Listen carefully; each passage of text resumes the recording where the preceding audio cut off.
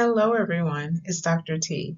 I'm a tech trainer and career coach, and I help professionals transition to tech by leveraging their existing skills and abilities. Today, I'd like to talk to you about the project manager role and common pitfalls that arise during the execution phase, and then provide some proven solutions for success. So, the project manager is responsible for delivering quality solutions.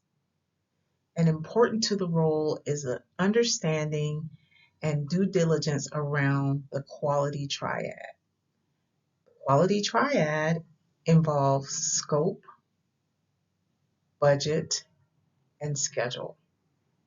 The focus is scope, meaning the requirements, the costs associated with the project, and managing time.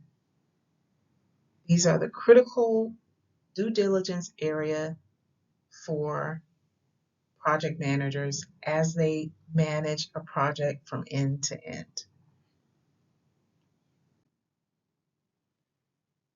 In delivering a project and delivering a solution or solving a problem, there are common pitfalls that come up throughout the project lifecycle. And they either impact the scope, the schedule, or the budget, or could impact more than one or all three. Uh, if we talk about unclear scope, this is when there's a stakeholder who believes that an item was overlooked and therefore won't sign off on a backlog or won't sign off on a business requirements document because he or she believes that there's been some miscommunication about what's in scope.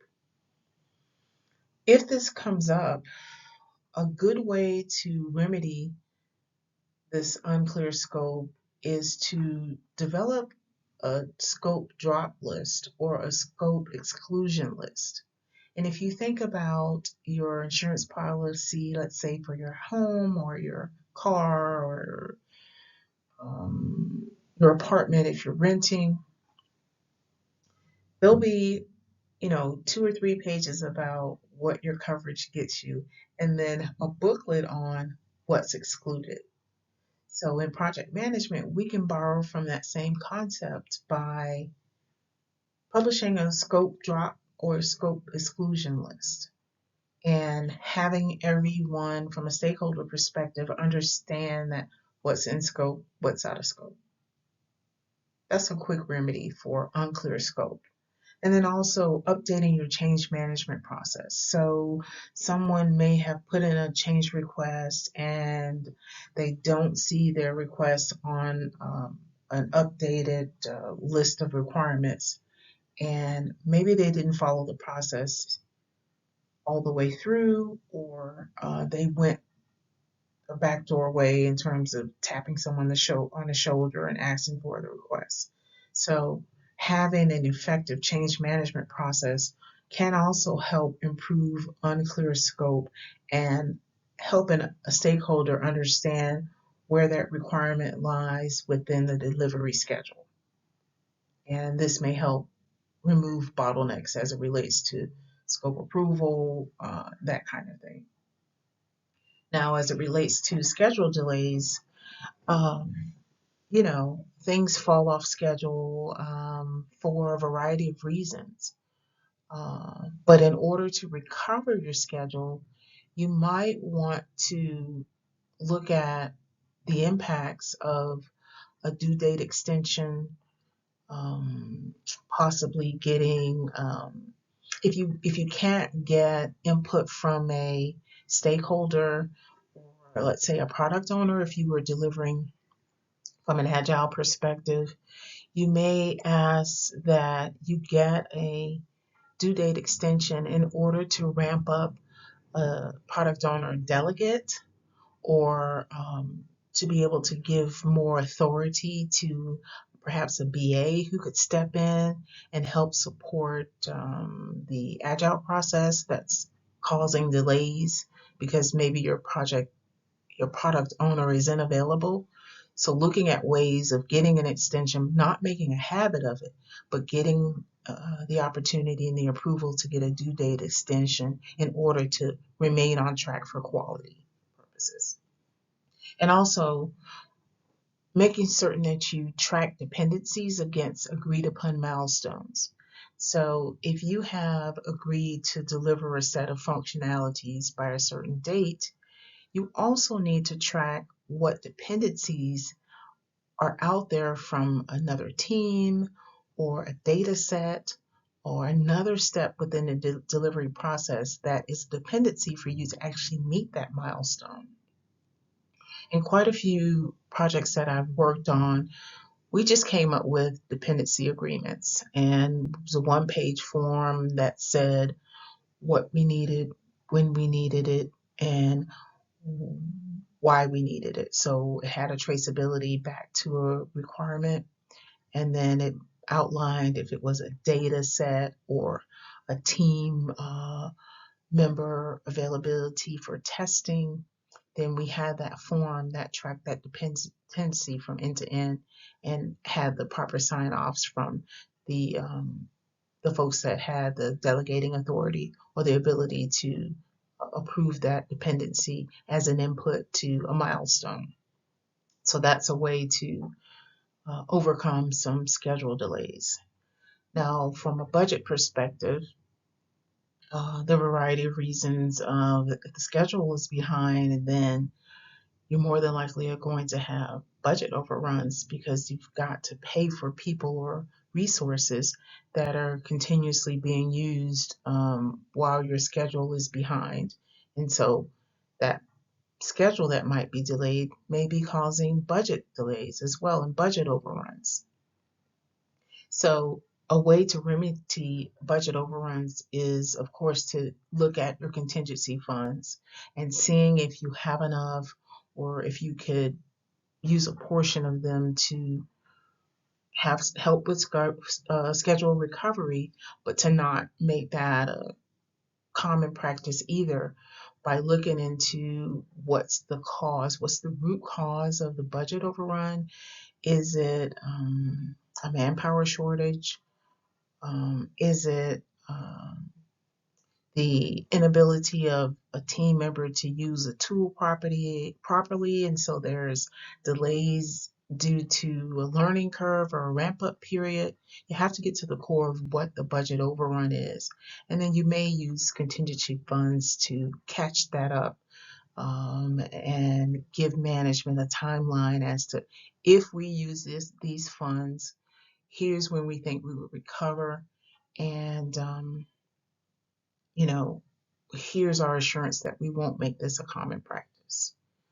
Another way to remedy budget overruns is to consider just-in-time resource management.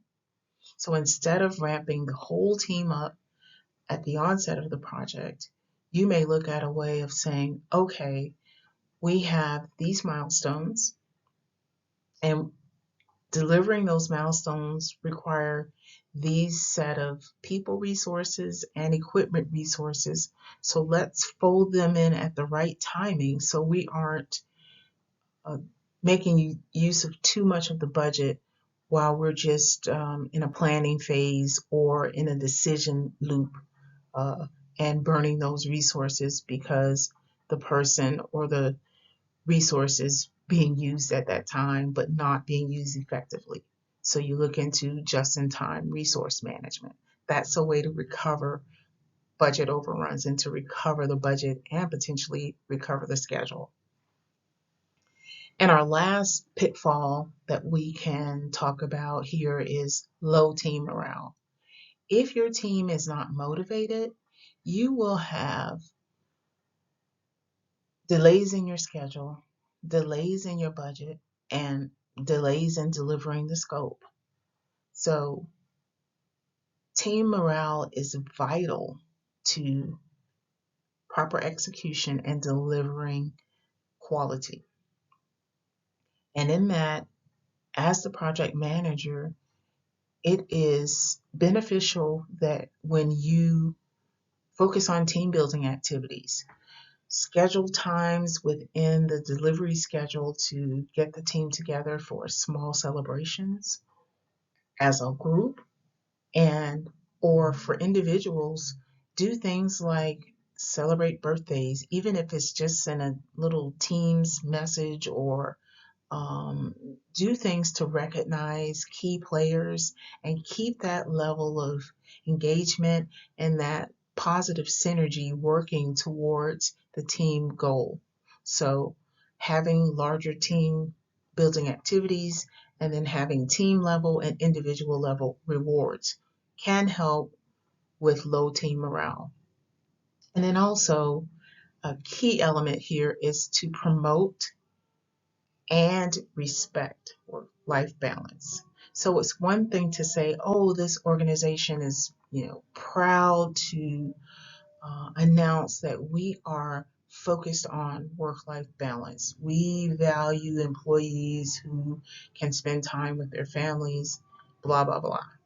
But if you are calling that team member after hours or scheduling meetings after hours or before hours, then are you really respecting work-life balance? So as a project manager, you have a responsibility to make certain that your team is treated fairly and that they have the ability to work effectively and not be continuously impacted by change and not be continuously expected to work outside of normal work hours. So keeping team morale up impacts the entire quality triad in a positive way. So as PMs, we have a responsibility to manage our team and take care of our teams. So these are just 4 common pitfalls and solutions around solving these issues. If you have experience with pitfalls outside of the 4 that we've identified, let us know in the comments, and certainly let us know how you resolve them. And we'd like to thank you for your time. Please like, share, and subscribe. Bye-bye.